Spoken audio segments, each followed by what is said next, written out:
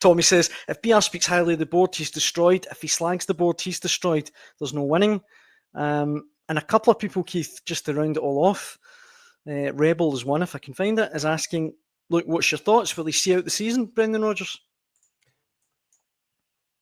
That's a tough question. Well, it's a good question, though, isn't it?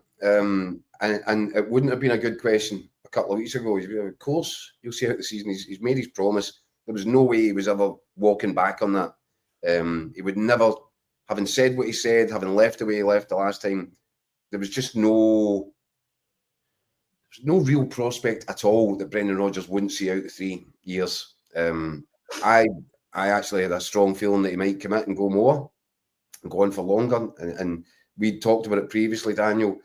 If you felt that 10 in a row was coming back onto the horizon, if you got to 5, then you're looking at it going, wow, you just knock another couple of titles out and you're almost, you're getting there. Yeah. And Brendan Rodgers was the guy that walked away from the opportunity to do that. And that's what caused the damage with the relationship. And I wondered if there was the possibility, and I genuinely believe at that time there was. And we're talking last season after the European campaign, when there were signs of clear progression, I thought Brendan Rodgers would be very comfortable at the prospect of having a conversation about where do we go next, guys. Yeah. Right now, that conversation doesn't take place. It's not going to take place. Brendan Rodgers will leave the club at the end of this season unless there's an incredible change of set of circumstances. I think he's done. Now, does he stay? Does he go until the end of the season?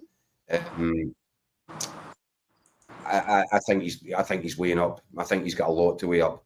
I think it's no surprise that he hasn't quit at this point. I do think, even as I said, he might have resolved all that in his own head, and then the weekend happens, and he's back in a position now, wondering what is going on around me here.